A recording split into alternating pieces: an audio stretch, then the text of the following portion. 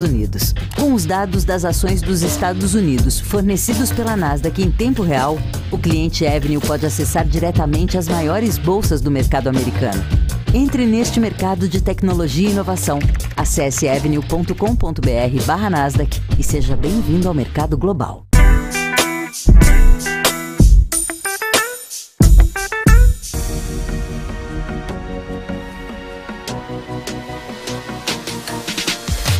BMC News, informação que gera valor.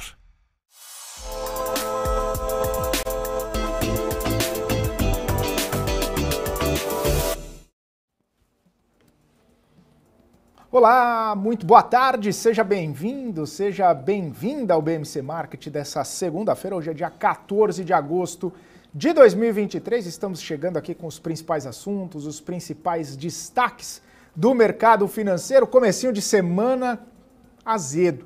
Ibovespa chegou a perder 1% ao longo do pregão dessa segunda-feira. Deu uma leveza, né? Perdeu um pouquinho do ânimo e do ímpeto de queda, mas mesmo assim segue nessa baixa aí, tocando sempre 17 mil pontos, caindo 0,8% nesse momento. Bastante impactado, bastante influenciado pelo cenário internacional, as questões na China, principalmente relacionadas ao setor imobiliário e ao setor agora financeiro, começam a trazer um pouco mais de desânimo para o cenário internacional, também um desânimo para o nosso Ibovespa. Se as questões relacionadas ao setor imobiliário eram as mais cautelosas e as que traziam mais problemas para a gente, agora um novo setor, o setor financeiro, também está mostrando alguns problemas, também está mostrando algumas cautelas, uma grande gestora de recursos que acumula ali, né, gestão de patrimônio, private equity, enfim, que gere mais de 2 trilhões, né, de dólares, está tendo problema lá na China e os dados sem muita transparência levantam questionamentos a respeito da real situação que acontece por lá. Isso acaba contaminando os cenários internacionais, acaba contaminando o nosso Ibovespa e a gente vê, né, esses sinais dos problemas por lá trazendo consequências negativas para a gente. Não só isso, a gente vê um cenário também no mercado americano, a gente vê a alta das taxas lá nos Estados Unidos, os bonds lá, né, as treasuries americanas de 10 anos, de 30 anos, de 2 anos, se elevando e tendo taxas muito grandiosas e elevando, logicamente, todo esse cenário, trazendo repercussões no mercado, que acaba vendo com também sinais de cautela e isso mexe no nosso cenário aqui também. A gente vê o dólar se fortalecendo frente ao real, a gente vê um movimento de alta no dólar, chegando a tocar R$ 4,96, 97 centavos, quase chegando próximo dos R$ 5 novamente, e isso, claro, impactando a gente por aqui.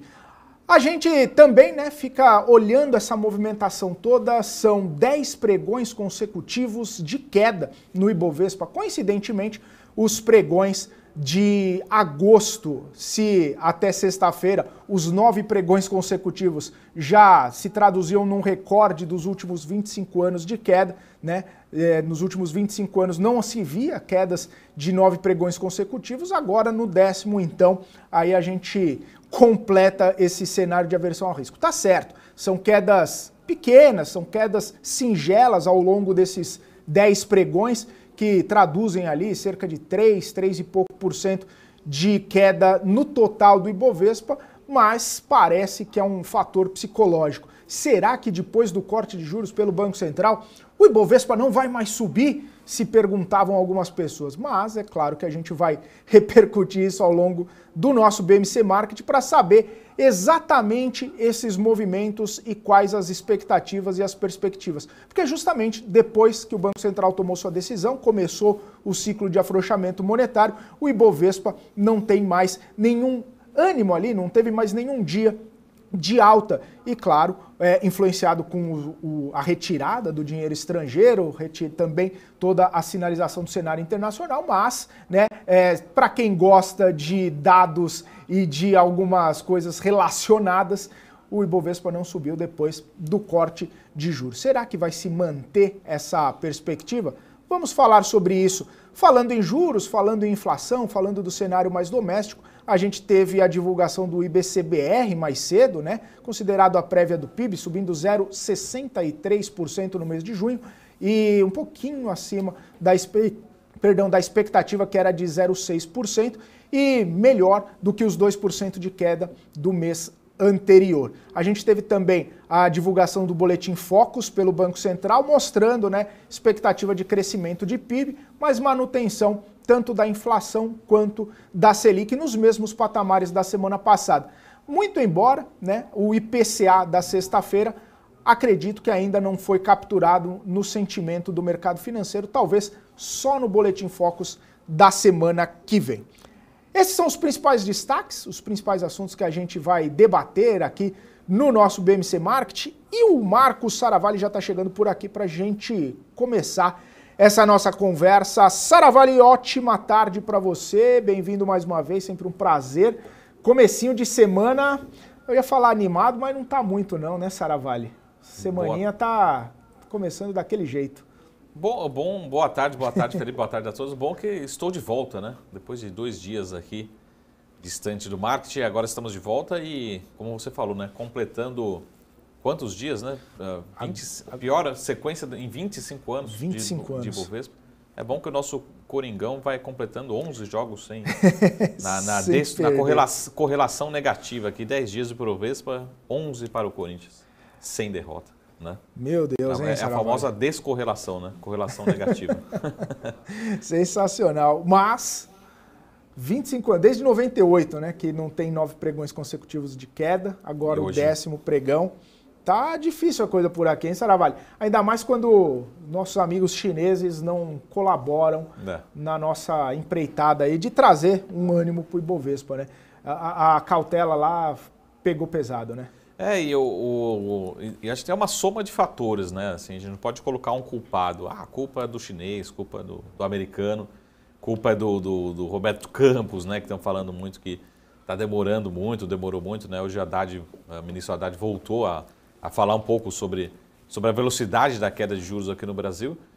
A verdade é que a gente tem um Ibovespa com uma característica, né? Uma consolidação, um peso muito grande ali de Vale, particularmente, e a Vale também, nesses últimos dias, só pesada. Então, 70, 65, agora já buscando o caso dos R$60, as ações aqui da Vale na Bolsa. A Petrobras, particularmente, ou praticamente ficou parada, está estável ali perto dos R$30, um pouquinho acima dos R$30. E também os resultados, na minha opinião, dos bancos vieram bons, né? Sobretudo Itaú e Banco do Brasil, mas sem nenhuma grande força compradora. Pelo contrário, né? O Itaú, particularmente, desde também que entregou seus resultados, as ações só caem. E sempre fica com aquela percepção, né? O investidor chegando agora fala assim, pô, e aí? O que já estava sendo precificado? Parece que grande parte já estava sendo precificado, apesar dos resultados, particularmente do Itaú, terem vindo muito bons, né? Então, naturalmente, agosto já era esperado uma realização de lucros em algum momento, né? Estamos aí, mas talvez me confirme, Felipe, mas acho que sem um único dia, né, positivo nesse mês de agosto aqui. Nada. Agosto, como me lembraram aqui na audiência, parece o mês do desgosto, né? Nenhum dia de agosto em alta. Muito embora a gente teve alguns pregões, Saravalli, que o Ibovespa ele começou numa toada boa, né? Num ritmo interessante, e com alta, com ânimo, e depois virou, né? A gente viu, eu vejo aqui 1, 2, 3, 4 pregões desses 10 de agosto, onde a gente teve pelo menos um ânimo em determinado momento, né? Uma tentativa de alta, mas que acabou não vingando. E aí fomos para baixo. Saravalli, você citou setor financeiro e eu estava até vendo, né? O Itaú agora cai 1,16, o Bradesco está praticamente no 0 a 0, né? Caindo 0,07, 0,1% mais ou menos. Essa história, quando a gente fala da China, a gente fala muito do setor imobiliário, minério de ferro, impacta na Vale. Mas a entrada de mais um setor lá na China, com cautela, que é o setor financeiro, onde uma grande gestora está com alguns problemas de liquidação para trazer essa liquidez, para conseguir honrar seus compromissos, isso pode importar também, exportar a crise de lá, importar para cá, aliado com a questão que a gente viu na Europa, nos Estados Unidos, referente ao setor financeiro. Isso também coloca uma cautela, por mais que a gente fale, né? Ah, não, o setor financeiro é meio desligado, né? Brasil é mais Brasil mesmo. Isso pode estar influenciando também o nosso setor financeiro? Bom, acho que importar a cautela ou exportar os impactos eu acho bem difícil. Até porque a gente viu, bem difícil de uma forma direta, né? A gente viu alguns bancos nesse primeiro semestre americanos tendo problemas, dificuldades, né, insolvência, e não teve nenhuma preocupação. Pô, mas e aí, o que acontece com o Itaú, o que acontece com o Bradesco, com o Banco do Brasil? A gente não teve essa preocupação. Agora, o que realmente acaba impactando é essa percepção de risco global, percepção de risco no investimento em risco, né, o investimento em determinado setor. Então, o investidor pode ficar num modo de cautela, diminuir suas posições, até mesmo ter esse impacto setorialmente. Mas a gente não tem nenhuma preocupação sistêmica, a gente não vê nenhum 2008 se repetindo, 2009 se repetindo, preocupação de quebradeira geral. Agora, é lógico que o motor de crescimento das economias passa em algum momento por um cenário de setor de crédito, né? Então, se a gente tem os bancos locais, mundiais, globais, eu digo americanos, chineses, europeus, diminuindo sua capacidade de investir, né, vamos pegar aqui a questão da Basileia, né? Ou seja, se tem menos fôlego para investir, para disponibilizar crédito, automaticamente as economias vão ter um fôlego menor de crescimento. Então tem essa preocupação, acho que de forma correlata, né? Se a gente tem menos crescimento, menos capacidade dos bancos de investirem ou disponibilizar crédito, menos crescimento para a economia local, construção civil, menos consumo de aço, menos consumo aqui da nossa Vale, né? Então a Vale hoje particularmente mais um dia de queda, né, do nosso Ibovespa. Então, essa preocupação em relação aos efeitos e seus impactos, mas não um efeito direto, né, no sistema financeiro. Ninguém vai sair vendendo Itaú, pelo menos no curto prazo, porque teve problema num banco regional nos Estados Unidos ou na China particularmente. Pelo menos não um efeito direto. Sempre precisa entender as exposições, né? Mas os resultados vieram muito bons, todos os bancos, né? E hoje a gente vai comentar, ainda temos alguns bancos divulgando os resultados nesses últimos 3, 4 dias, né, aqui de resultado, finalzinho de semana passada para cá.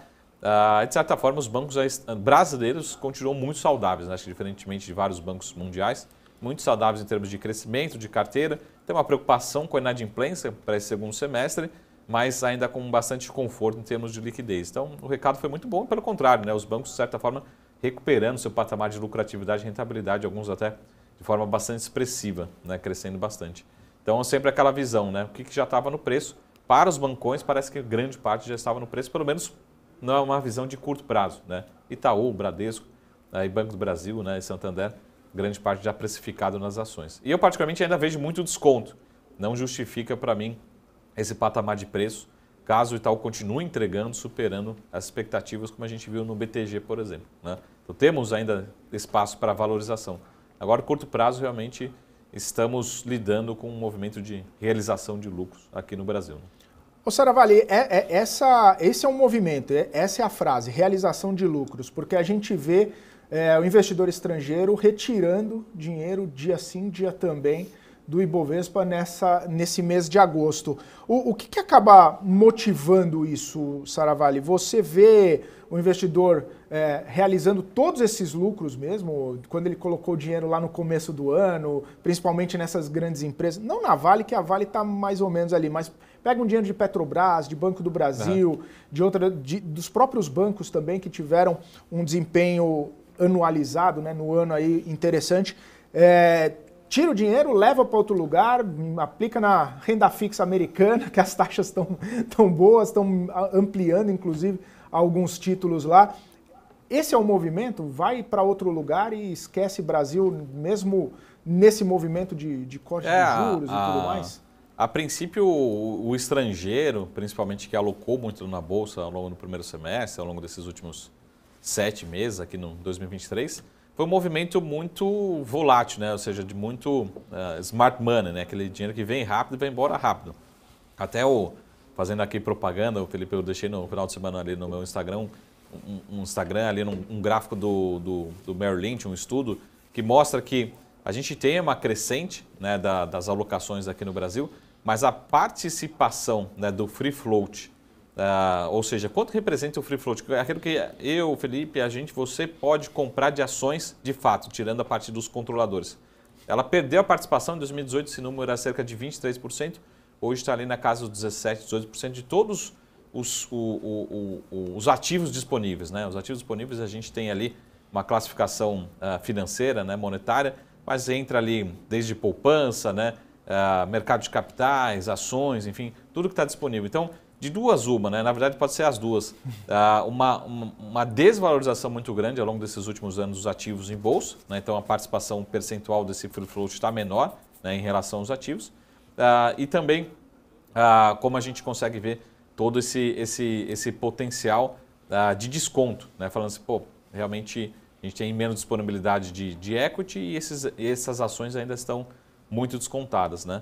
Então, na minha opinião, o investidor estrangeiro, né, o que eu sempre repito toda semana aqui, ele não veio e nem apareceu ainda no Brasil. O que ele está alocando aqui é só um rebalanceamento, aumentando um pouquinho a participação, né, mas ainda a participação brasileira é muito pequena, né, e o investidor de longo prazo não veio aqui no Brasil. A gente começa a perceber um pouco a participação de estrangeiro, particularmente o que a gente viu na retomada de algumas ofertas, sobretudo no mercado de renda fixa, né, algumas emissões começando a acontecer, aí sim. Porque a chance muito grande, né, desse alocador levar ao teu vencimento esse título, né? Então, um CRI, um CRA, uma debênture, a gente começa a ver essa reativação do mercado de capitais, né, ao longo desses últimos meses. Mas, na minha opinião, o investidor estrangeiro ainda nem comprou bolsa. E eu não gosto de olhar muito esse investidor estrangeiro no curto prazo, né? Marco, entrou 600 milhões esse dia.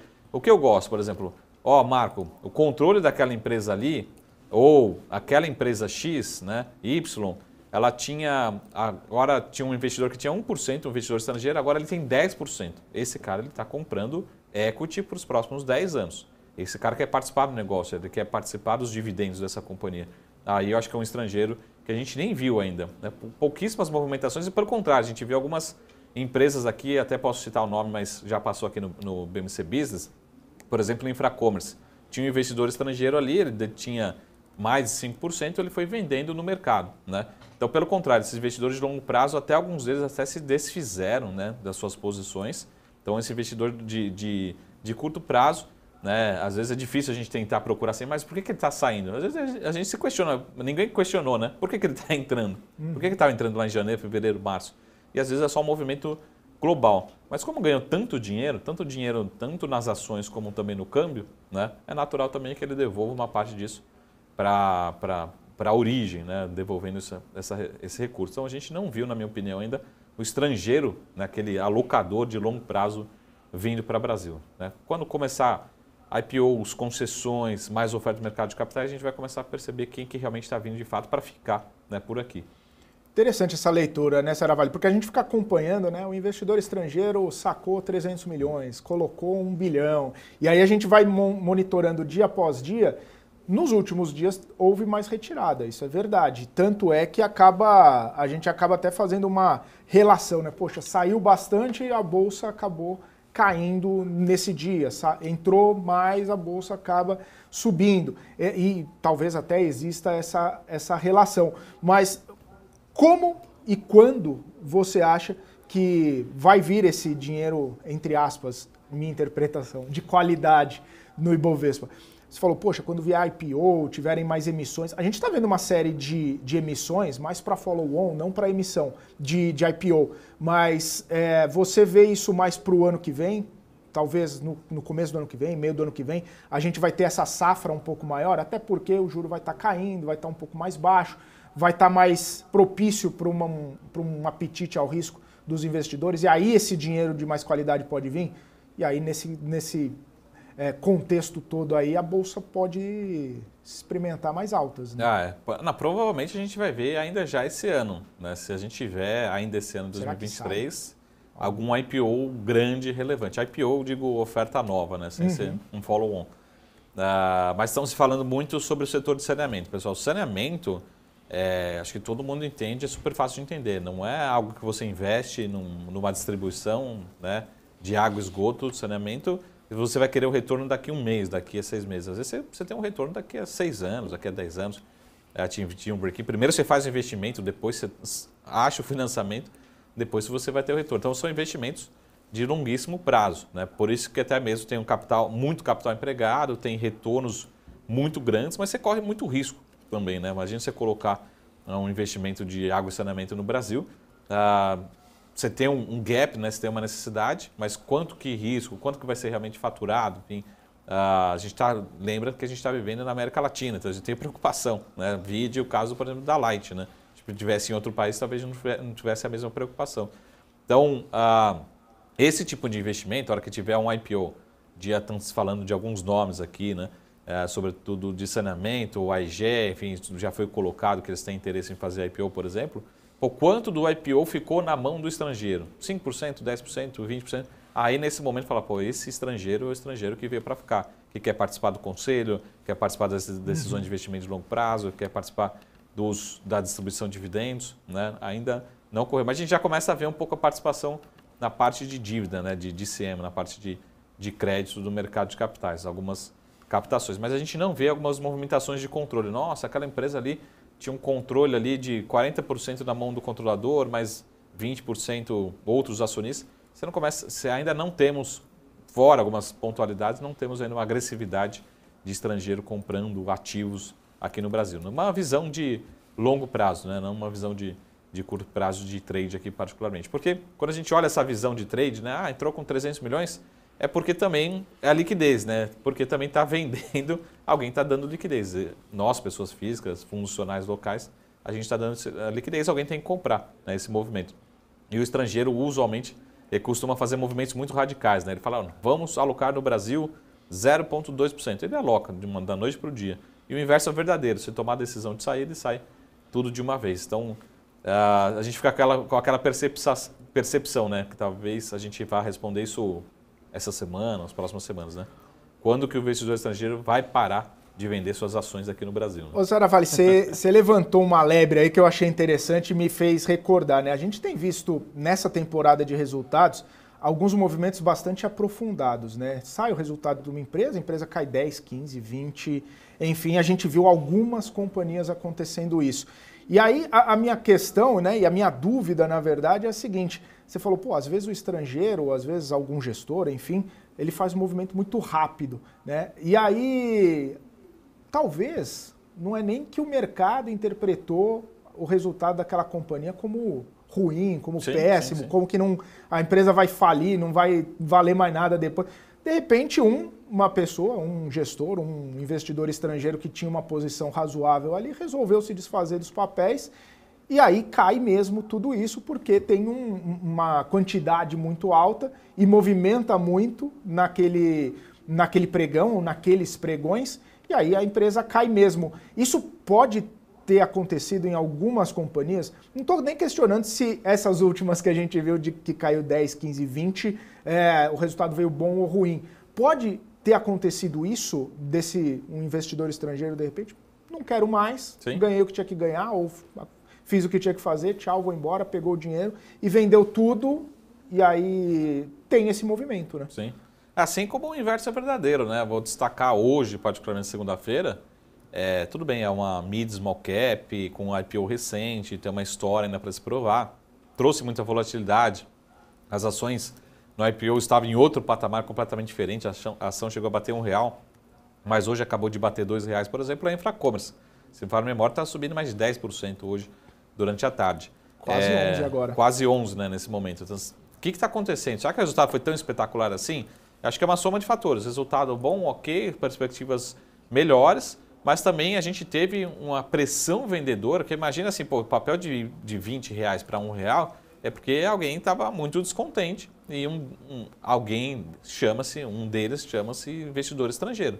Entrou no IPO, acabou não acontecendo, mesmo no Brasil, algumas decepções no meio do caminho. Os juros explodiu, enfim, por vários motivos. Vamos vender esse papel. Então a gente tinha uma pressão vendedora ao longo desses últimos meses muito grande, e a gente sabe que eram investidores estrangeiros, até porque tinha alguns ali que tinham mais 5%, então você consegue acompanhar mais de perto. Na hora que termina, ou vai começando a terminar esse fluxo vendedor, né, se tem qualquer compra um pouco maior, até você consegue ver pelo volume, né? Volume melhorando bem, aí o papel sobe 10% a 11%. Então acontece nas quedas, acontece nas altas. A gente está vendo hoje, particularmente em Infracommerce, de novo, é uma mídia small cap, pode ter outros fatores, tem muita pessoa física, mas tinha muita pressão de venda que agora praticamente terminou, diminuiu bastante. Então algumas ações pós-resultados, vão até que pegar o caso de Itaú particularmente. Eu fiquei extremamente impressionado com o movimento de Itaú. No dia fechou em queda, numa leve queda, depois dos outros dias também sequencialmente de queda, mas não tem motivo nenhum, pelo contrário, né? Acho que o acionista, até eu como analista aqui, deveria, e faço isso, recomendando compra, porque não faz sentido nenhum, não tem racional nenhum essa queda, mas pode ser também, principalmente, investidor estrangeiro, né, que já ganha muito dinheiro com Itaú ao longo desses últimos 6, 12 meses. Fala, pô, chegou o resultado, veio bom, veio dentro da expectativa, mas será que o Itaú vai entregar 30% de ROI? Não. Então vamos estancar minha posição, vamos diminuir Brasil, colocar lucro no bolso. Então tem trazido pressão em alguns papéis, mas, de novo, para quem está aí, você está no seu profit, enfim, está na sua tela acompanhando, também é muito importante, né, sempre ler, que acho que é uma das ferramentas mais bem utilizadas, traz muito retorno, é a questão da leitura do fluxo, né? Se você entender quem está vendendo, quando vai parar, né, se é uma força muito grande vendedora, você pode acertar muito também o ponto de entrada desses papéis. Mas a gente, mais uma temporada de balanço que a gente está terminando e com aquela percepção, pô, várias empresas entregaram ótimos resultados e as ações caíram depois do balanço, depois da apresentação, tá? Isso é o famoso assim, não é comum, mas está acontecendo sempre. Não é comum, mas está acontecendo, né? É raro, mas acontece muito. Ô Saravalete, só para a gente encerrar esse bloco aqui no finalzinho, a gente está falando bastante dessa questão do fluxo, a gente está falando bastante a respeito do investidor estrangeiro e de um cenário para a Bolsa que precisa de alguns elementos ainda para trazer uma consistência de alta, uma melhora no ambiente, na percepção. Era imaginado que com o começo do corte de juros houvesse pelo menos um ânimo ali, uma tentativa de melhora, que fosse um trigger, alguma coisa assim como foi a expectativa. E é interessante que desde o corte de juros não teve nenhuma alta, né? Claro que não, é uma coincidência, não tem nenhuma relação, né?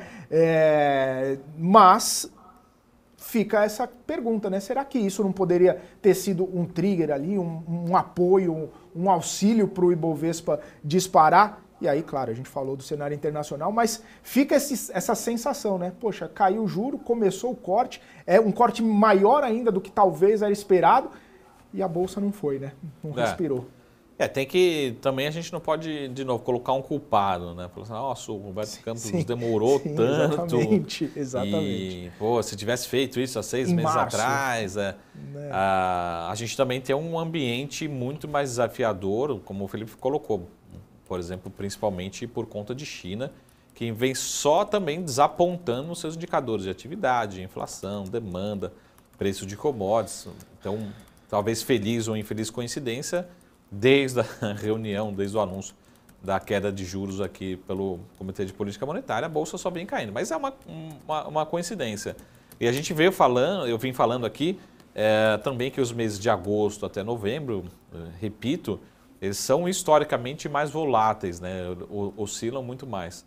O que eu acredito é que nesse ambiente de segundo semestre, talvez lá no balanço do terceiro trimestre, a gente tenha uma melhor percepção do que vai ser o resultado, o que pode ser o resultado financeiro das companhias, mas principalmente a gente já começa a ver as companhias acelerando o processo de captação de recursos, né? Então isso é muito bom, as companhias falando, pô, é o momento de eu começar a alongar meu balanço, né, meu passivo, e começar a melhorar esse custo. Isso também é muito importante. Mercado de capitais, a Bolsa principalmente, não precifica isso online, né, uma captação. A gente vai perceber isso depois de um trimestre, um ano, 2 anos, começa a ter essa percepção de menor custo de capital, né? Mas é uma coincidência realmente a Bolsa só cair desde o Copom, particularmente, mas sem nenhum outro grande justificativa, tá? Não tem nada além disso. E é uma discussão que a gente vai ter, desculpa, mas uma discussão que a gente vai ter, e já estamos tendo, em relação à velocidade, né? O 0,75, que depois a gente discute no último bloco. Não é culpa do Campos Neto. Fica tranquilo que a gente não está falando isso, mas é uma coincidência que salta aos olhos e chama atenção. São 2 horas e 59 minutos, só lembrando você que nos acompanha, agradeço sempre a audiência, lembrando você para nos acompanhar nos diversos canais disponíveis aí para você acompanhar a BMC, nosso canal do YouTube, nossas redes sociais, o portal bmcnews.com.br, também nos canais fechados em várias operadoras que já estamos lá dentro. Você continue com a gente porque o BMC Market volta daqui a pouquinho depois do nosso intervalo comercial.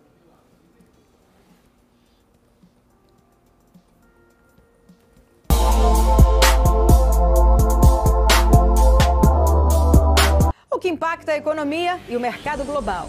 Aqui no BMC News você acompanha em tempo real a abertura do mercado e todas as movimentações do mundo dos investimentos. Notícias acompanhadas de opiniões de grandes especialistas para ajudar você na melhor tomada de decisão na hora de investir. Eu, Paula Moraes, estarei com você de segunda a sexta às 9h30 da manhã no BMC News. BMC News. Informação que gera valor. Já pensou se não existisse essa pergunta? Teríamos cavalos mais rápidos? Mais telefones? A Vortex pensou e criou a primeira plataforma digital para o back-office do mercado de capitais. Tecnologia para o que sempre foi analógico. Hoje, temos mais de R$500 bilhão em ativos em 3 frentes integradas. Ir além é descomplicar o mercado de capitais todos os dias. Vortex.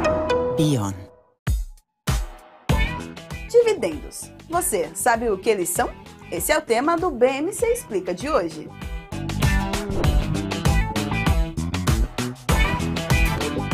Dividendos nada mais são do que a distribuição de uma parcela dos lucros de uma empresa aos seus acionistas. Essa distribuição é feita de forma proporcional à quantidade de ações que cada investidor possui da companhia. Quanto maior a quantidade de ações o investidor tiver, maior será o valor dos dividendos a serem recebidos. Os dividendos são uma forma de remunerar os acionistas pelos investimentos feitos na empresa. As empresas podem escolher entre distribuir uma porcentagem dos lucros ou um valor fixo por ação. E essa decisão é tomada em Assembleia Geral de Acionistas. E vale lembrar que nem todas as empresas distribuem dividendos, e que o valor distribuído pode variar de empresa para empresa e ao longo do tempo, dependendo da saúde financeira da companhia. As empresas que fazem parte do seu dia a dia estão em uma das maiores bolsas do mundo, a Nasdaq. E a boa notícia é que você pode investir nessas empresas diretamente pela Avenue, sua corretora nos Estados Unidos. Com os dados das ações dos Estados Unidos fornecidos pela Nasdaq em tempo real, o cliente Avenue pode acessar diretamente as maiores bolsas do mercado americano. Entre neste mercado de tecnologia e inovação. Acesse avenue.com.br/Nasdaq e seja bem-vindo ao mercado global.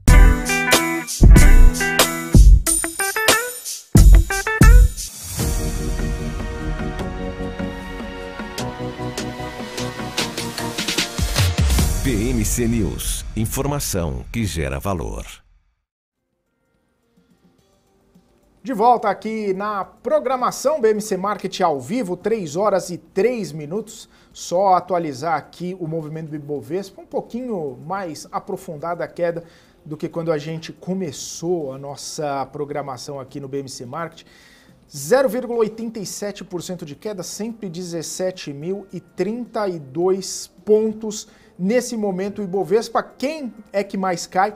Dux no Ibovespa caindo 12% agora, né? Um movimento bastante aprofundado nas empresas educacionais, Ânima caindo praticamente 20%, Cogna seguindo essa queda, caindo menos, é verdade, mas caindo também 2,75% nesse momento. As empresas educacionais trazendo uma perspectiva negativa aqui na Bolsa de Valores. E também para falar um pouquinho a respeito dessa movimentação, já vamos chamar o Vitor Mafra, analista de investimentos, já está aqui conosco.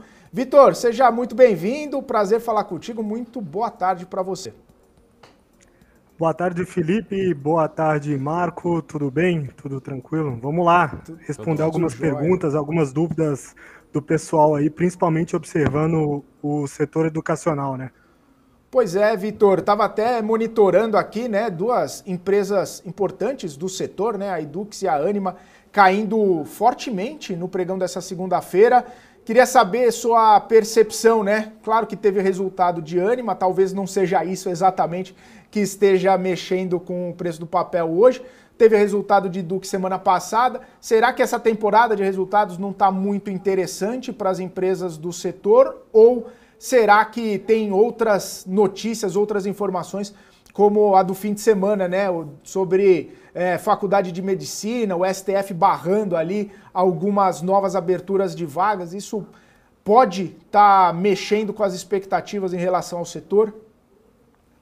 Bom, vamos lá, né? Olhando o setor educacional, acho que principalmente a queda de hoje se deve não só pelos resultados, porque tem alguns resultados distintos, né? Olhando para o resultado de Yduqs, a gente vê uma geração de caixa muito forte, diferentemente do resultado de Ânima, que ainda tem alguns problemas em relação à dívida, o que peca em relação à questão da taxa de juros, né? A taxa de juros muito alta faz com que a dívida esteja um pouco mais elevada frente ao caixa que ela tem. Mas, óbvio, a questão da decisão do STF em relação à barreira em questão de abertura de faculdade de medicina tem alguns problemas, principalmente a Ânima, que está muito adentro dessas faculdades de medicina, tá? Só que, óbvio, olhando essa queda, eu acho que as expectativas está muito baixa frente aos resultados, porque a gente vê um resultado muito melhor do que as expectativas e o pessoal punindo de forma muito agressiva essas empresas. E eu acho, observando essas empresas assim, ela tem uma geração de caixa muito boa, a gente vê o resultado de Yduqs, assim como o resultado de Ânima, a gente tem uma geração de caixa muito boa. O problema, óbvio, é a questão de dívida, né? A receita financeira, despesa financeira mais alta em relação à dívida, isso pega um pouco o resultado. Óbvio que o resultado de Ânima tem alguns não recorrentes ali, principalmente a questão da Inspirali, né? Mas a gente vê que o trabalho de forma a diminuir essa questão de despesa financeira está cada vez sendo mais eficiente. Tá? E ao mesmo tempo a gente tem um resultado de Cogna, que era uma incógnita de fato, um resultado muito melhor do que o esperado. Então eu acho que o setor educacional está sendo muito punido de forma agressiva, sendo que os resultados estão acima das expectativas. Hoje a gente tem Cruzeiro do Sul, outra empresa da parte educacional que deve reportar um resultado belíssimo, principalmente na questão de geração de caixa, ao mesmo tempo que ela não tem tanta dívida como a Ânima, tá? Então eu acho que o mercado hoje está punindo muito, obviamente, olhando para a notícia por parte do STF, para aquelas empresas educacionais que estão mais atreladas ao custo de medicina, mas também a questão ali de uma possibilidade, quem sabe, de não aceleração da corte de juros, tá? O que se impacta diretamente na despesa financeira da empresa. O Mafra, só para fazer uma provocação aqui, então a gente pode entender, até estava discutindo aqui internamente, como um bom ponto de entrada. Como é que você vê esses preços aí, uma Ânima caindo 15%, 20% em poucos pregões, até dentro de um dia as ações do setor oscilando muito. Como é que você vê, para quem não alocou ainda no setor, né, lembrando que pelo menos a expectativa é que a gente tenha um segundo semestre, pelo menos melhor do que o segundo semestre de 22, né? Bom, Marco, eu acho que abre sim um ponto de entrada ali, principalmente nesse setor educacional, que é o setor onde tende a ganhar, principalmente com a queda da taxa de juros. Por quê? A população, ela tende a buscar uma maior educação ao longo do tempo, principalmente para melhorar a sua produtividade. Ao mesmo tempo que a queda da taxa de juros impacta diretamente na despesa financeira da empresa em si, a companhia que está ali listada em Bolsa de Valores, né? Então eu acho que o setor educacional em si, para mim, obviamente, é um dos setores que tende a ganhar muito mais com a queda da taxa de juros. Observando, assim, a questão principalmente da definição do que a pessoa quer, né? Olhando o varejo, óbvio, ele tem um impacto grande por parte da taxa de juros, mas o setor educacional, ele tende a diminuir a evasão, e como a pessoa busca cada vez mais a sua parte de educação, isso tende a prevalecer nos resultados. Então, olhando essa queda um pouco mais agressiva, principalmente do setor educacional, acho que vale um ponto de entrada aí bem importante e bem definido, vamos dizer, bem assertivo possivelmente, porque é o que eu falei, menor evasão, melhor qualidade dos resultados do segundo semestre e possivelmente essa queda da taxa de juros impacta diretamente ali no consumo da pessoa, olhando e visando o seu futuro, que é a educação. E também um ponto importante que a gente tem que colocar é com a possibilidade do FIES. A volta do FIES aí pode impulsionar ainda mais os resultados do setor educacional, e também a gente tem que entender que a gente está num governo que gosta de falar sobre educação e basicamente ele vai sempre pesar nesse setor, tá bom? Ô Mafra, só para traduzir em números aqui, você tem uma expectativa de números assim, em termos de valuation, quanto que o setor está sendo tradeado, negociado, do que pode ser, principalmente 24, olhando para 24 já? Em termos de desconto em relação ao múltiplo, como é que você está vendo isso? Assim, tem algum dos cases que você tem preferência, que te chama mais atenção? Bom, vamos lá. Olhando para 2024, eu acho que o tradear, a questão de número, é muito relativo. Por quê? A gente olha principalmente aquelas duas empresas mais alavancadas, que seria Ser Educacional e Ânima, né? São as duas empresas mais alavancadas que tendem a ganhar o quê? Com a menor taxa de juros, e isso vai impactar diretamente na despesa financeira e vai gerar o caixa um pouco maior. Isso olhando para o setor educacional. Só que eu tenho um case, obviamente, que eu gosto mais, que é o Cruzeiro do Sul, porque é uma empresa que está muito interligada à parte digital, tem um crescimento muito alto, é uma empresa relativamente caixa líquido e, ao mesmo tempo, ela tende o quê? Ela tem tanto o setor de ensino digital, tanto o setor ensino fundamental e ensino médio e, ao mesmo tempo, a questão de medicina. Só que o diferencial dela, principalmente a Ânima ou a Edux, por exemplo, é que ela está muito mais interligada ao ensino digital, que vem crescendo de uma forma exponencial desde a pandemia, né? Eles já tinham um investimento muito agressivo nesse ensino digital antes da pandemia e acelerou ainda mais após a pandemia, o que faz com que ganhe um market share muito alto. Então, olhando para o setor, assim, eu tenho uma preferência em Cruzeiro do Sul, obviamente, justamente por esse case um pouco mais integrado do setor, mas, ao mesmo tempo, observando para 2024, talvez aquelas empresas mais alavancadas, como o Ser Educacional e Ânima, tende a gerar um maior acréscimo em relação ao seu valor lá na frente, tá? Hoje, tradando um pouco, vamos se olhar, o trade de Dux é um pouco mais alto, principalmente por estar atrelado ao índice Bovespa, tá? Diferentemente das outras empresas que não estão atreladas ao Ibovespa, estão mais atreladas ao índice Small Caps, mas que tende a ganhar muito ali valor ao longo do tempo com essa queda da taxa de juros. Eu acho que isso é um impacto mais importante. E também a gente tem que observar a necessidade de capital de giro. Eles estão tendo menor necessidade de capital de giro pelo investimento que eles fizeram no passado, né? A gente vê os ativos aumentando ao longo do tempo, principalmente observando o pós-pandemia. Por quê? Eles foram estratégicos, eles compraram ativos bem interessantes, se endividaram em determinados juros e agora vão diminuindo o CAPEX, vão diminuindo a necessidade de capital de giro e gerando mais valor ao longo do prazo.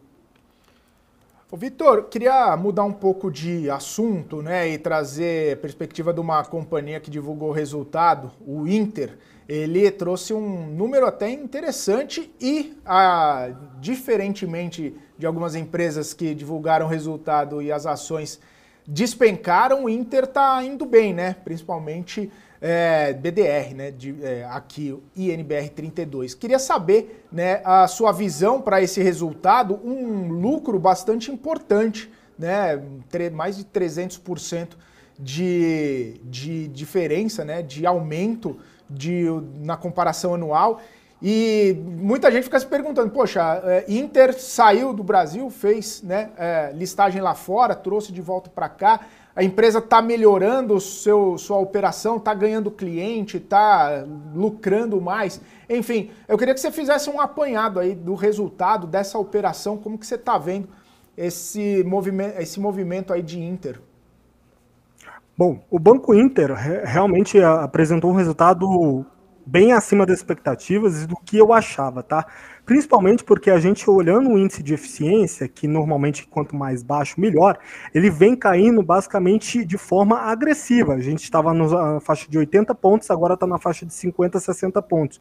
Isso faz com que, de fato, mostre uma qualidade de resultado cada vez melhor. E, ao mesmo tempo, a receita por clientes, o aumento do número de clientes e, principalmente, a inadimplência diminuindo, faz com que o Banco Inter entra entre os grandes bancos, principalmente na parte de digitais, né? A gente tem o Nubank ali, mas ao mesmo tempo olhando o trade relativo, né, os números do Nubank, principalmente a questão de indicadores financeiros, olhando também para o Banco Inter, a gente vê que o Banco Inter ainda tem uma defasagem em relação ao seu preço, né? E ao mesmo tempo, essa listagem da BDR, eu acredito, olhando minha visão, obviamente, que foi talvez no momento errado, mas agora a gente vê um momento um pouco mais assertivo e mostrando o resultado ao longo do tempo, o que mostra a possibilidade de uma melhora cada vez mais forte do banco, né? Lembrando que ele é o antigo Interamericano, né, um banco um pouco menos agressivo, e agora ele se partindo mais de forma agressiva ao longo do tempo. Tá? Então, acho que foi um resultado excelente, aumento de lucro, diminuição da inadimplência, aumento do número de clientes, aumento do índice de cobertura e diminuição também do índice de eficiência, que melhora a eficiência por parte do banco. Tá? Então, acho que isso aí faz adentrar a um resultado muito melhor do que o esperado, principalmente pelo mercado, e é por isso que a gente vê uma valorização bem expressiva durante esse ano aqui no Banco Inter, ao mesmo tempo que ele pega um pouco a pernada de alta da Nasdaq, tá?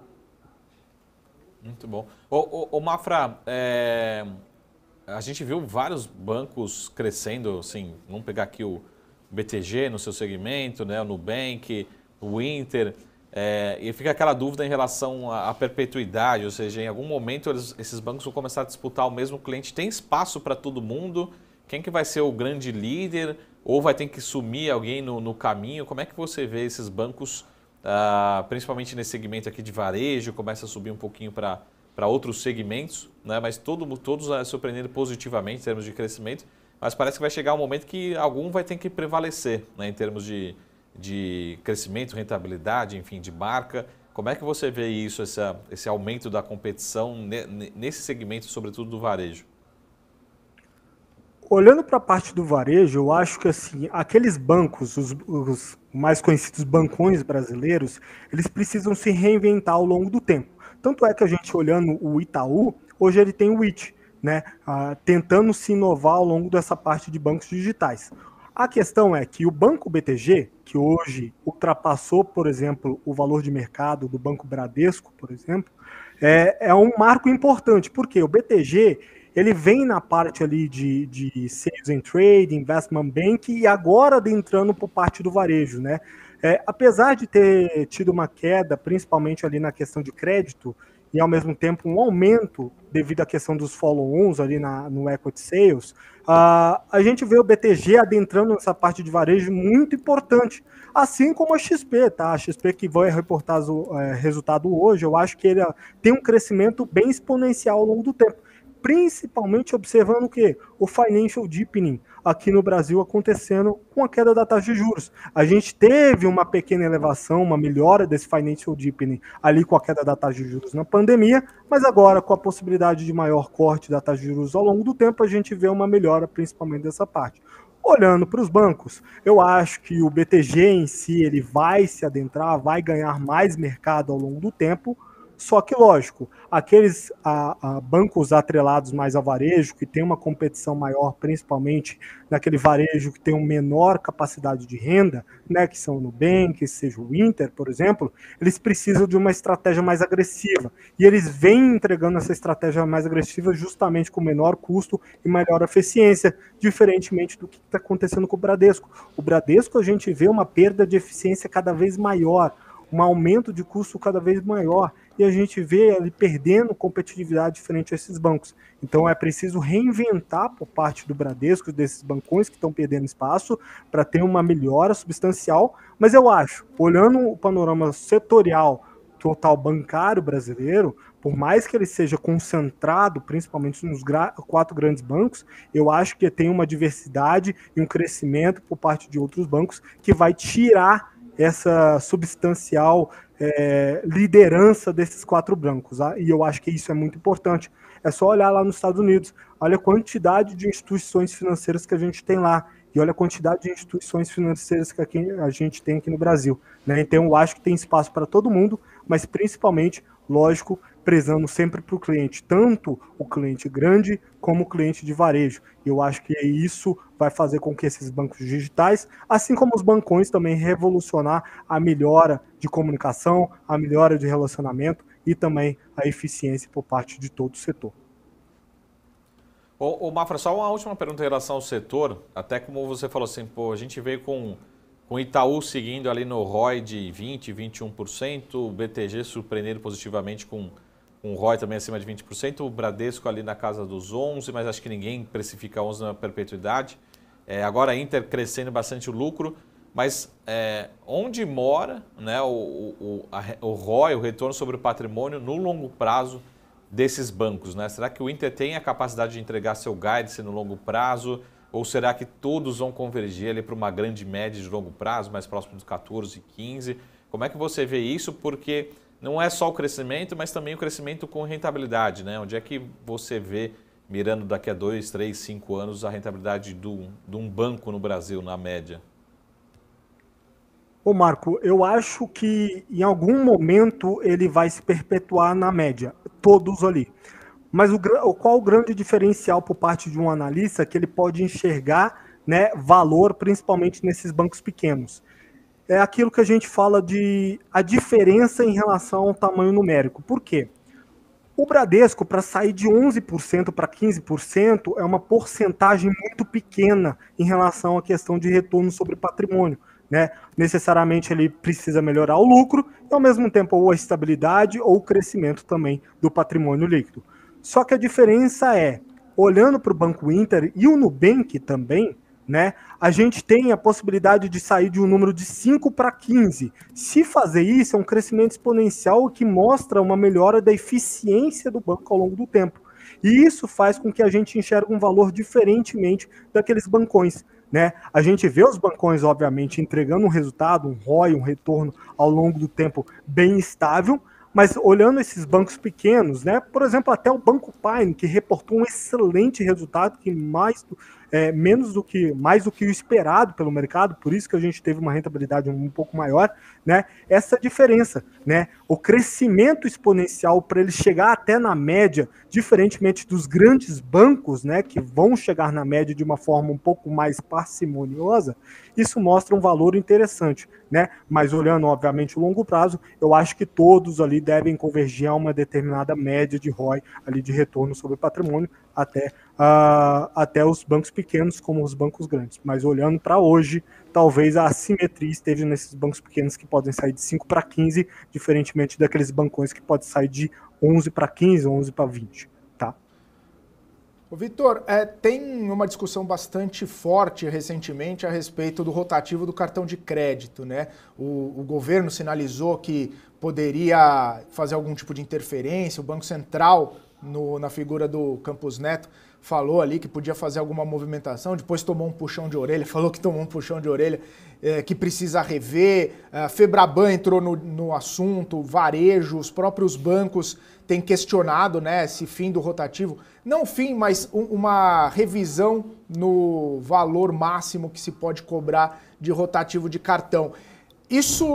Essa discussão aí pode trazer, de repente, um certo pessimismo ou, de repente, algum impacto relevante no operacional dos bancos e também desses bancos digitais, né, onde a gente vê bastante entrada de cliente por meio de crédito, né, cartão de crédito sem anuidade, cartão de crédito, enfim, com uma possibilidade alta ali, né, de um limite alto, enfim. Isso pode trazer algum tipo de complicação para esses bancos aqui que a gente está conversando?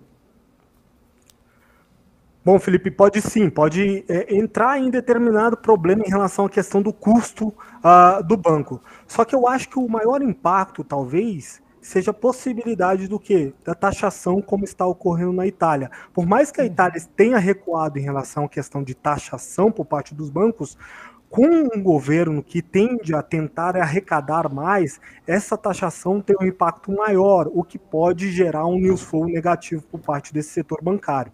Obviamente que esse rotativo a gente tem que ficar de olho, é algo que relativamente é uma discussão em pauta longa, demora a ser aprovado possivelmente, mas ao mesmo tempo o que eu acho de news flow negativo por parte dos bancos, a questão da possibilidade de uma taxação.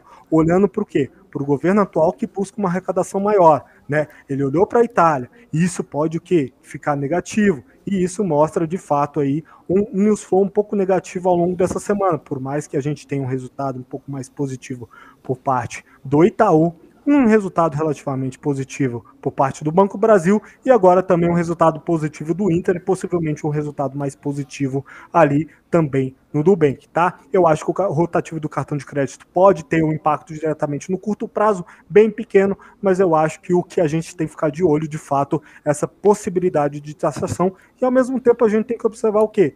A questão da retirada dos juros sobre capital próprio. Isso impacta diretamente também os bancos. Era justamente esse assunto, Mafra, que eu queria falar contigo em relação ao JCP. Alguns analistas fazendo algumas simulações, né? Vai excluir o JCP e talvez o setor financeiro, o setor de banco seja o mais impactado quando a gente fala de bolsa, né? Listado em bolsa.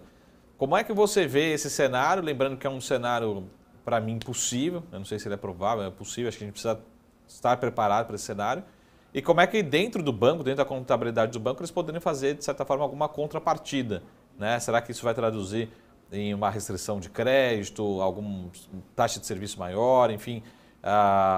Eu não vejo na linha final, por exemplo, tirou o JCP, menos 20% de lucro e os bancos simplesmente vão aceitar essa discussão de sumir com o JCP. Como é que você vê, particularmente sem entrar em outras questões de reforma tributária, mas tirou o JCP, como é que você vê? Assim, a pergunta direta é, vem do meu Itaú, vem do meu Bradesco, minhas ações do Bradesco, se esse assunto vier, como que eu devo me comportar, né?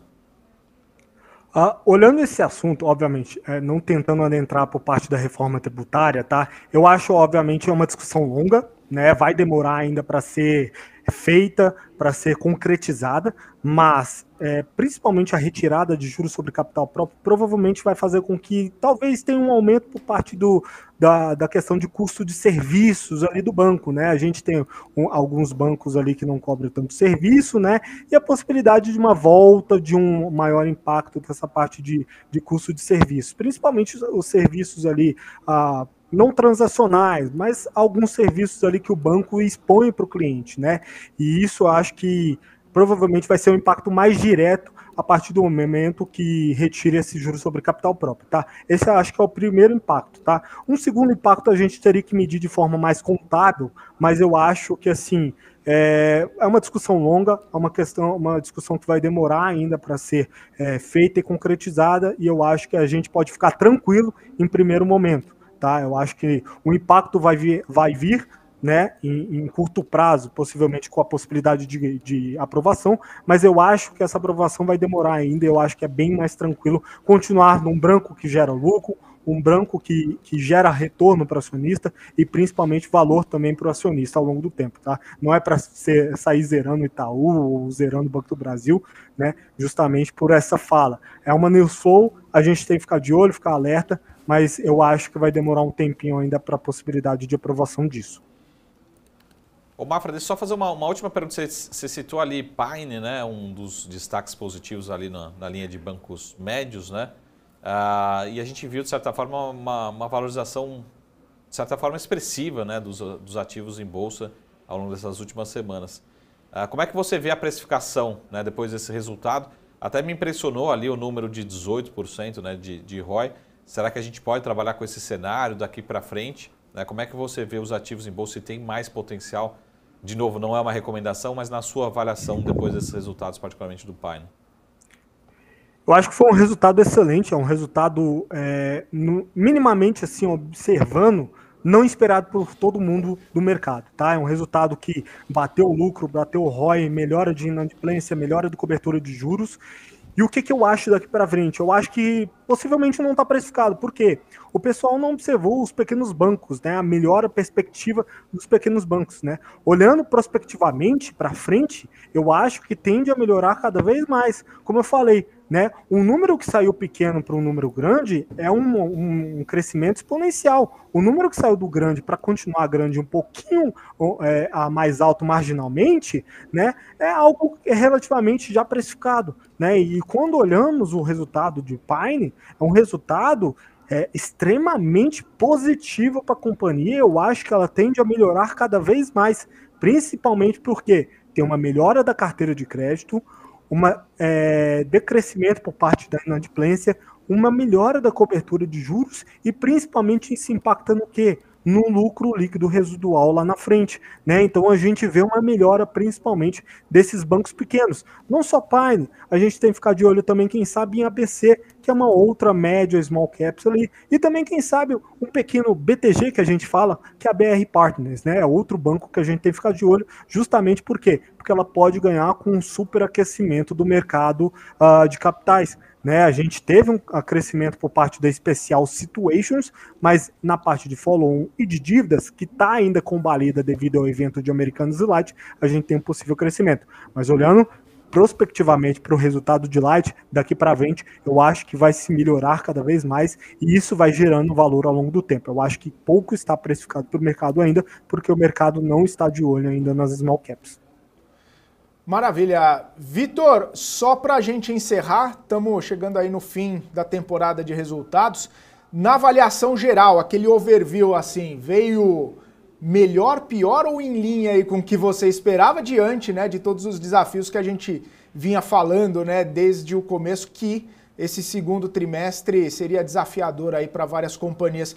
Destaques assim que você pode trazer para a gente, um balanço dessa temporada.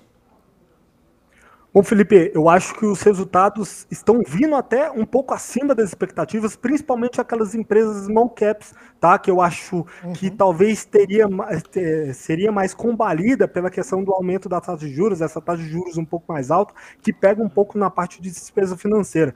Então, eu acho que é um pouco acima das expectativas. Eu vou falar algo aqui que talvez seja não tão relevante, mas que pode mexer com o mercado. Eu acho que hoje a gente, depois dessa 10ª queda consecutiva, a gente possivelmente tenha chegado no fundo, porque acabando a temporada de resultados, o pessoal vai começar a olhar um pouco a parte dos resultados e a gente vê que está acima das expectativas, né? Principalmente aquelas pequenas empresas, né? O destaque talvez seja Porto Seguro, foi um resultado belíssimo de Porto Seguro, a parte de saneamento, tanto Sabesp como Sanepar ali, com reajuste tarifário, uma melhora da eficiência de custos, essas coisas todas, eu acho que foi um resultado positivo. A gente tem alguns resultados positivos, principalmente na parte do setor de petróleo, né, 3R Petróleo, também PetroRio, e também no setor de varejo e setor educacional, não deixando de citar. E Dux vem um resultado belíssimo, com geração de caixa operacional muito bem, e ao mesmo tempo o setor de varejo aí com C&A, né, como eu falei, ela para dobrar um número de lucro de 2 para 4 milhões foi muito fácil. Com a queda da taxa de juros, tende a beneficiar ainda mais esse resultado dessas empresas de varejo que estão bem posicionadas. Seja C&A, seja Vulcabras também, tá? Então acho que a gente tem destaques aí ao longo do tempo e principalmente isso daqui para frente será precificado para o mercado e com a melhora do cenário macro, né? A gente tem uma melhora prospectiva do cenário macro, principalmente aqui o cenário observando a queda da taxa de juros, isso pode beneficiar essas empresas. Eu sei que o pessoal ainda está um pouco pessimista, está meio chateado que a gente não teve uma alta do Ibovespa depois do corte da Selic, mas eu acho que hoje talvez tenha chegado num dos primeiros fundos aí, a gente pode ter uma melhora ao longo do tempo, depois de acabar esse resultado, temporada de resultados acima das expectativas, e possivelmente também um ponto interessante da gente olhar é depois desse vencimento de opções ali na sexta-feira, tá? Eu acho que o Ibovespa tende a retomar uma alta adicional ao longo desse mercado de alta que ele está. Fechou. Valeu, Vitor. Obrigado pela participação, obrigado pelo seu tempo e pelas análises aqui no BMC Market. Volte sempre, um forte abraço para você. Abração, tchau, tchau, pessoal. Tchau, Marco, tchau, Felipe. Obrigado. Agradeço aí a colaboração. Tchau, tchau. Valeu, abraço. Vitor Mafra, analista de investimentos aqui com a gente, trazendo algumas perspectivas sobre essa temporada de resultados. São 3 horas e 33 minutos. Vamos para um rápido intervalo. Daqui a pouquinho a gente está de volta aqui no BMC Market.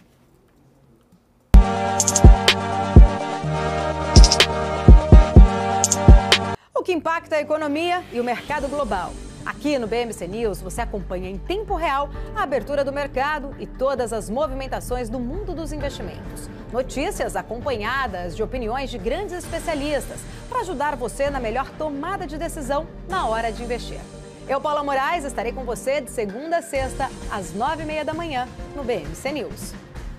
BMC News. Informação que gera valor.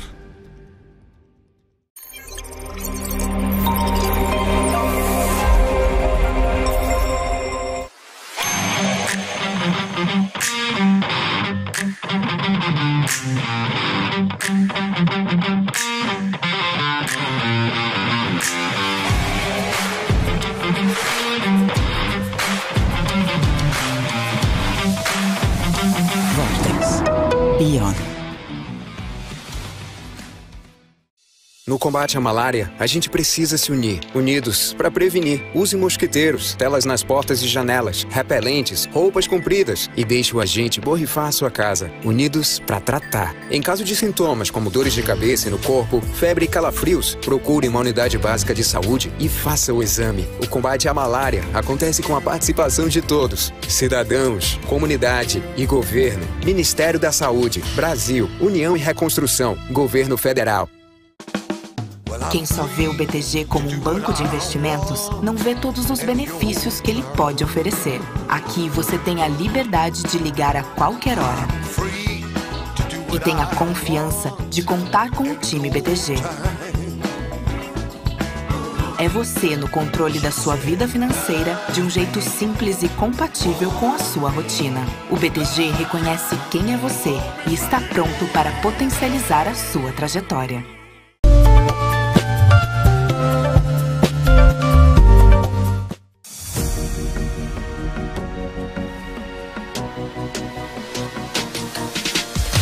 BMC News. Informação que gera valor.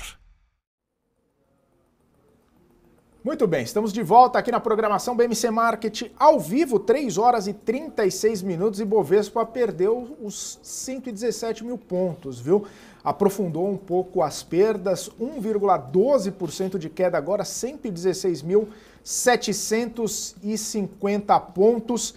Não tá fácil, tá? Não tá fácil para os ativos, principalmente aqueles que mais têm peso no Ibovespa, aqueles que acabam puxando o índice. A gente fala de Vale perdendo quase 3% no pregão de hoje, R$ 61,98. Itaú perdendo 1,5% as ações preferenciais, Bradesco perdendo 0,65%. E até a Petrobras, que chegou a ensaiar um movimento de alta, depois um movimento de queda, e nesse vai não vai, tá caindo 0,15% agora, R$ 30,51 as ações preferenciais da Petrobras, uma movimentação, principalmente esses ativos aí que puxam o índice, bastante pesados, né? Bastante impactados no pregão de hoje. Claro que as maiores quedas, né, continuam ali com o Edux perdendo 12,75, Pets perde 6,40, Via 5,40, Carrefour 4,40, Lojas Renner 5,50, enfim, bastante empresa ali um pouco mais sensíveis, várias empresas um pouco mais sensíveis aos juros seguem caindo, né? Vários setores caindo nessa segunda-feira, comecinho de semana. E, Saravalli, a gente falou que ia conversar um pouco a respeito desse boletim Focus de hoje. Que você ia dar bronca, falando assim, a gente vai conversar depois. Sempre, né, Saravalli? Precisamos conversar sobre isso. Precisamos conversar. Falávamos aí sobre o boletim Focus, né? Tá praticamente a mesma coisa da semana passada, só uma revisão ligeiramente para cima do PIB, mas, enfim, o que você pode destacar nesse cenário que não mudou muita coisa da semana passada, mas também não capturou o IPCA também da sexta-feira. Então, né, quando capturar, o que pode acontecer? A gente teve uma discussão interessante no final de semana, que, de novo, uma discussão que a gente já está tendo, talvez no diesel aqui no Brasil, já completando quase 3 meses aqui no Brasil, e da gasolina. Mas a discussão aqui, pelo menos no mercado financeiro, está fechado, mas com reportagens, mídia durante o final de semana, é sobre essa defasagem da gasolina e do diesel, que começa a conversar muito com as projeções de IPCA. Então eu reforço, enquanto a gente não conseguir enxergar nas projeções de IPCA de 2023 numa convergência para dentro da meta, né, O Boletim Focus está falando, ó, está liberando, né, a primeira faixa ali da meta, mas não estamos ainda dentro da meta. Não vejo possibilidade da Petrobras ter espaço para elevar o preço de gasolina e diesel. Tá? Então, uma coisa... a Petrobras é independente, ela toma decisão? Sim e não. Né? Então, se não fosse ela, não estaria tendo subsídio, ela estaria já com defasagem 0 a 0. A gente está vendo que a defasagem é muito grande. Então, de novo, ela acha que também o presidente da Petrobras e a própria companhia não quer ficar como culpado agora de jogar, e o Banco Central, aí fica uma referência circular. Aí o Roberto Campos fala, pô, você também não está me ajudando, vou ligar para o Haddad liga para o presidente da Petrobras, fica esse empurra. Então, não vejo o cenário. A minha preocupação é que a gente tem aqui no Brasil alguma importação, né? A gente tem aqui no Brasil alguma, mesmo que não seja muito pequeno, mas um refino isolado da Petrobras, então a gente não pode dizer que é um monopólio, mas é uma preocupação em relação a quem está fazendo esse refino de forma independente, né? Será que tem espaço para importar? Será que tem espaço para competir dentro de um cenário como esse? Né? Então, a minha preocupação é talvez um cenário, vamos isolar aqui na Madeira, até a Petrobras talvez voltar com um monopólio em termos de refino. Então, essa é a minha preocupação. Agora, quando a gente fala de política monetária, não vejo espaço, por maior que seja a defasagem, enquanto não tivermos a inflação projetada para dentro da meta, ou seja, abaixo de 4,75%, que é a meta ali de 3,25% mais 1,5%, não vejo espaço para a Petrobras ter uma revisão para cima. Né? Mas os executivos já falaram, esse foi o debate no final de semana, não, a gente vai repassar porque a Petrobras é independente, eles que tomam a decisão, né? Se tiver realmente um impacto extraordinário do petróleo, vai ter repasse sim, mas a minha preocupação é como que conversa com as projeções. Então, não vejo espaço ainda, enquanto não tivermos a inflação convergindo mais próximo do centro da meta, para esse repasse da Petrobras. Então, fica essa polêmica, e vamos ter polêmicas pelas próximas semanas. Né? Então, acho que o Boletim Focus confirma essa discussão. Né? E, de novo, acho que confirma também o cenário, né? E, de novo, o próprio ministro hoje Haddad novamente criticando, né, as decisões do Banco Central, muito lento, demorou para acontecer, deveria ser mais forte, mas não vejo esse cenário. E, pelo contrário, né, parece que foi desde a reunião do Comitê de Política Monetária, teve uma influência política, mas parece que ainda não há uma convergência entre o Banco Central e o Ministério da Fazenda. Não existe ainda essa convergência. Né? O Haddad, novamente, né, talvez não tão explícito, mas novamente criticando a decisão do Banco Central e do Roberto Campos, né? Mostrando que deveríamos ter espaço, mas a gente reforça, pelo menos essa é a nossa opinião, não temos espaço, não temos condições para ir além dos 50 basis points por reunião. Todo mundo gostaria, mas lembrando que tem um efeito de política monetária, tem todos os impactos, mas não é o cenário base. Né? Embora que o mercado comece a ficar um pouquinho dividido ali, né? Comece a colocar 30%, 40%, dependendo de como você coloca, uma chance de haver, em algum momento, uma aceleração para 0,75. Mas não vejo como cenário base, não vejo acontecendo, pelo menos em 2023. Né? Ô Saravalho, eu estava conversando com o economista mais cedo, né? E diferentemente dos que acreditam que talvez haja uma aceleração, ele diz que num cenário onde a Petrobras repasse bem essa defasagem, que o combustível aumente, o cenário dele é que não chegue nem nos 11,75, possa até diminuir o ritmo a queda e fechar o ano em 12,25, alguma coisa nesse patamar.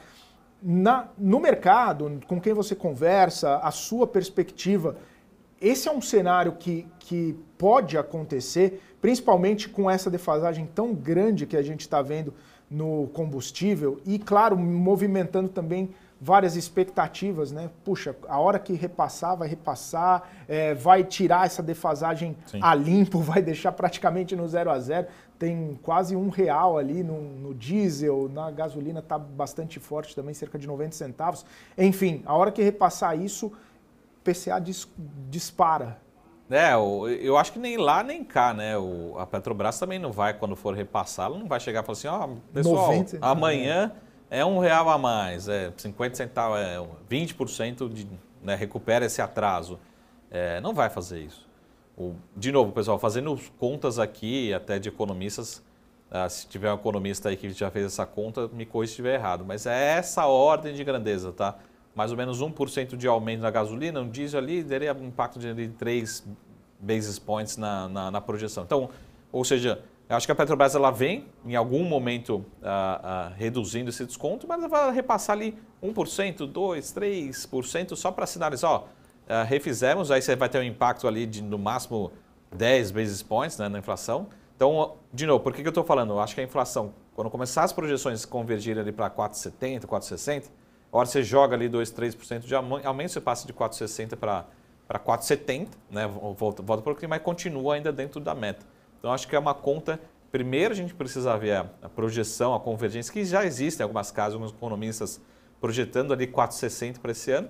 Então, a hora que se tiver realmente esse consenso, acho que a Petrobras fica com mais liberdade para jogar, mas também não vai jogar 20% de uma vez só. Vai ter só um reajuste para falar, ó, estamos no controle aqui, estamos reduzindo um pouco essa defasagem. Tá? Então, essa é a minha preocupação. Então, nem lá nem cá. Né? Então, talvez venha esse reajuste, mas não vai ser tudo de uma vez e não vai ser forte. Essa é a sinalização. Tá mostrando que quem está no controle, né? Sempre vai ficar essa dúvida. Então, mais ou menos essa ordem de grau de grandeza. Tá? Então, passou 1%, 3 basis points na inflação, na projeção de inflação a mais. Então, é aguardar quando que é o momento, né, que a Petrobras vai vir com essa redução da defasagem. Né? Mas já está há muito tempo, né? Já está chegando muito tempo sem mexer, né? Principalmente no diesel. Né? Na gasolina são mais de 40 dias, no diesel mais de 85 dias. Quase 3 meses. Então, já viu, né, Saravalli? A hora que vier também. Mas é interessante que você olha para o desempenho das ações de Petrobras, parece que os investidores não estão muito cautelosos de que não vai haver esse repasse. Se houvesse qualquer tipo de preocupação com a governança, interferência e tudo mais, as ações podiam cair mais. E a gente está vendo que mesmo diante de mudança de política de dividendos, de preços da companhia, as ações têm a volatilidade, mas elas permanecem ali estáveis. Né? Se o investidor estivesse vendo qualquer tipo de problema lá na frente ou agora, poderia haver uma realização maior. Né? E a conta relativamente não é tão simples assim de fazer, de entender de quanto a companhia está subsidiando. Né? Então, a gente talvez veja algum impacto na geração de caixa, enfim, de um trimestre para o outro, mas a minha preocupação sempre é qual que é o nível de alavancagem da companhia. E como é uma companhia tão grande, a gente não consegue perceber esse aumento de alavancagem, né? De um outro lado vai sendo compensado. Então, no curto prazo, a gente não tem tanto esse impacto assim. Né? Dizem que é alguns bilhões de reais aí subsidiados por trimestre, mas é difícil ter essa leitura, né? Quanto que é de impacto trimestralmente na geração de caixa. Tá? A minha preocupação é, pessoal, em toda a cadeia da distribuição da gasolina e do diesel. Né? E aí começo a me preocupar também, como brasileiro, no impacto na economia. Né? Será que pode faltar diesel para algum estado do país? Né? Será que a gente pode ter, de certa forma, algumas refinarias passando por condições que não consigam ser eficientes? Né? Porque o que vai sobrar para essa refinaria? Ela não tem competitividade dentro desse cenário. E aí você começa a ter estados diferentes, com preços diferentes, enfim, tem toda uma questão logística aí, né? Talvez até muita gente começando a pensar, pô, vou importar de um estado, exportar para outro, fazer essa dinâmica. E no limite a gente tem, de certa forma, a Petrobras recuperando o monopólio do setor. Eu defendo muito, eu sou sempre defensor, dependente do governo, da empresa, defensor da maior competição. Como a gente já falou aqui muitas vezes, eu estava falando aqui de bancos, né? Acho que a gente só tem hoje o Inter, né, entregando lucratividade, rentabilidade, porque a gente tem um banco central, até a gente está falando aqui, daqui a pouco a gente já vai começar a falar sobre o real digital, grande parte dos estímulos também é o grande aprendizado com o Pix, mas o Banco Central fazendo um trabalho fenomenal de aumentar a bancarização e a competição no setor. Isso também é super importante, que a gente tenha mais opções, mais leques em todos os segmentos. Né? Isso traz mais competitividade, melhores custos, né? Menos inflação e que rentabilize o empresário também. Mas eu tenho essa preocupação em relação à Petrobras, qual que vai ser o futuro das refinarias, do segmento de refinaria, e talvez até afetando a distribuição, né, a logística de combustíveis no país. Então, essa é a minha maior preocupação. Lógico, como acionista, também estou bastante preocupado, também como política monetária, mas começa, né, vários agentes do setor de refino ter uma preocupação muito grande na distribuição e nos preços, na dinâmica de preços de gasolina e diesel, principalmente aqui no Brasil. Então, estamos aguardando, mas acho que vai ser tema ao longo dos próximos dias, até a gente bater na tecla, chegar o dia e falar, pô, a Petrobras realmente chegou, ou ela está vendo em algum momento uma redução do preço do petróleo internacional que a gente não está conseguindo ver. E ele vai segurando, a Petrobras vai segurando 85, 86, ele também quer cair, não quer, infelizmente, ajudar aí a política de preços da Petrobras. Ô Saravalli, você comentou, né, sobre a preocupação com a distribuição. A gente já está vendo em alguns estados a distribuição sofrendo impactos, né, principalmente de algumas refinarias independentes, né, não vinculadas à Petrobras, justamente porque acabam importando, né, o combustível lá de fora com um preço muito elevado e isso acaba trazendo essas dificuldades. E você citou também um movimento de talvez a Petrobras, com isso, sustentando essa defasagem, acabar retomando um monopólio nas refinarias. Como que funcionaria essa dinâmica, Saravalli? Só para a gente ter essa percepção e deixar também na cabeça dos investidores como poderia acontecer esse movimento, caso, né, a gente vai vendo os desdobramentos, só para a gente entender exatamente como isso funcionaria e, claro, né, de repente isso poderia ser bom para a Petrobras, ruim para a Petrobras, governança, enfim, que a gente já viu em alguns momentos a refinaria ser um ponto sensível na operação da Petrobras. A minha preocupação é como um empresário mesmo, como um gerador de emprego, né, como ter uma sociedade mais igual, mais justa e mais competitiva. Então, se a gente tem um empresário, né, que estava produzindo, que está comprando, enfim, o seu insumo a 10, mas dentro do processo de produção acaba vendendo por 5, né, vai chegar um momento que esse próprio empresário não vai conseguir, né, tem um mês, 2 meses, um trimestre, 2 anos de margem negativa, ele vai começar a se alavancar, se endividar, não vem a rentabilidade para ele e acaba desistindo do negócio. Vou para outro negócio que tem uma rentabilidade. Ou pelo contrário, começa a ter, para mim, acho que é o pior resultado, né, ele começa a exigir subsídios, né, esse empresário, aí o governo vai lá dar um subsídio, ele acaba, de certa forma, o empresário, ele agradece, só que ele acaba se acomodando, né? Porque o subsídio acaba trazendo também deficiências. Então, essa é a minha preocupação.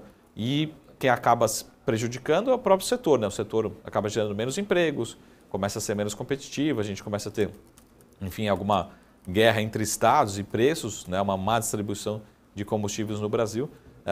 O que eu gostaria de ver é justamente o inverso, né? Ter um arcabouço onde a gente tenha mais competição no setor, que traga maior previsibilidade para o investidor, para o empresário, mas isso traz uma preocupação. De novo, quando a gente tem essa política de defasagem, não é só o subsídio em si, né? Mas são vários pontos que trazem preocupação e a gente começa a ter uma preocupação muito grande e no curto prazo eu escuto muito mais de refino, distribuição, de quem está na ponta final, até consumidores finais, do que até mesmo acionistas de Petrobras. Porque, como o Felipe falou, a acionista de Petrobras até agora não precificou nada relevante, nada além, nada grande. Vamos ver como o Mafra falou, né? Vamos ver passando esse período aqui de opções, investimentos de opções, se na semana que vem a gente começa a ter alguma precificação em relação a esse assunto. Mas o investidor de Petrobras não quer falar sobre esse tema, né?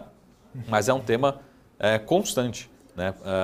Que vai, né, acumulando ao longo do tempo. Essa é a minha preocupação. E eu já fiz aqui minhas devidas provocações também, né? Falando um pouquinho do subsídio em relação a um combustível fóssil, né? Um combustível poluente. Né? Não faz muito sentido em relação a todo o discurso da companhia, que é o discurso de transição energética. Né? Para mim, for fazer subsídio, faz subsídio na energia eólica, na solar, fotovoltaica, enfim, biomassa, tem tantos outros subsídios, né, que potencialmente o Brasil pode ser vanguardista, né, que a gente sabe que alguns ainda não somos tão competitivos assim, mas a gente tem potencial para ser muito grandes. Até estava discutindo agora no Ceará em relação a toda a parte de hidrogênio, né, hidrogênio verde, que o Brasil tem potencial, mas o Brasil ainda está começando nesse mercado, mas tem todo o potencial e tem crescimento e tem demanda para isso. Né? Agora, subsidiar um combustível fóssil não faz sentido em relação ao discurso que a companhia vem tendo. Enfim, tem várias pontas, né? Mas, de novo, como acionista, como investidor, pelo menos em bolsa, o mercado não quer falar sobre assunto, ou quer fingir que não tem ou que é um impacto muito pequeno. Não falar não quer dizer que não existe, que não né? exista, Mas, se não quer falar, a gente fala. Diga famoso que os olhos não veem, o coração não sente. Não existe, né? Não, o impacto continua... E a grande discussão é também, né, a política de preço da própria política de preço da Petrobras. O que é a política de preço? Né? como o Felipe falou, já estamos chegando a quase 3 meses de diesel, né? E o que é política de preços, né? Deixa como é que tá, uma hora as coisas se acertam. Assim, não, paga, deixa assim que as coisas se ajustam. E infelizmente assim, não é só acionista de Petrobras, não é só o minoritário, né? O governo vai acabar sofrendo, vai arrecadar menos, pode afetar empregos, né? Pode afetar refinarias, pode afetar a distribuição. Já está tendo, né, estados que têm preços completamente diferentes, não estou falando de 3, 5 centavos, estou falando de quase R$1, né, de diferença. É bastante preocupante e começa a haver rachaduras aí nos processos, e sobretudo o quão importante é a distribuição de combustível. Né? Saravalli, reta final, 30 segundos para as considerações finais, nesse 10º pregão consecutivo de queda. Bom, vamos acompanhar aqui os próximos dias, né? Eu acho que está dado, embora a gente esteja aí no meio do mês, mas acho que está dado que o mês de agosto tende a ser um mês negativo.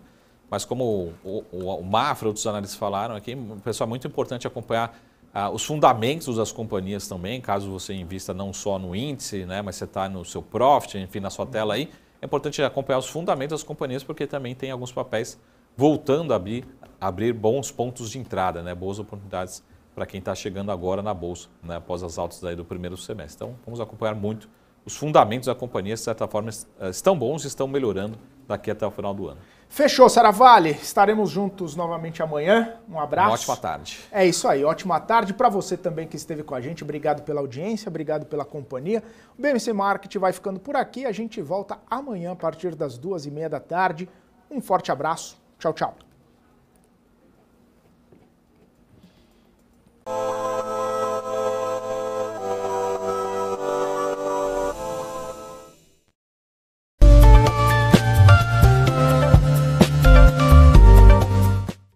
Entender o modelo de negócios, os resultados e as estratégias das principais companhias do Brasil é essencial para tomar as melhores decisões na hora de investir. E é isso que nós trazemos no BMC Business. Entrevistamos os CEOs e diretores das principais companhias de capital aberto do país. Eu sou o Gabriel Monteiro e encontro você no BMC Business todas as terças e quintas, às 22 horas, aqui na BMC News. BMC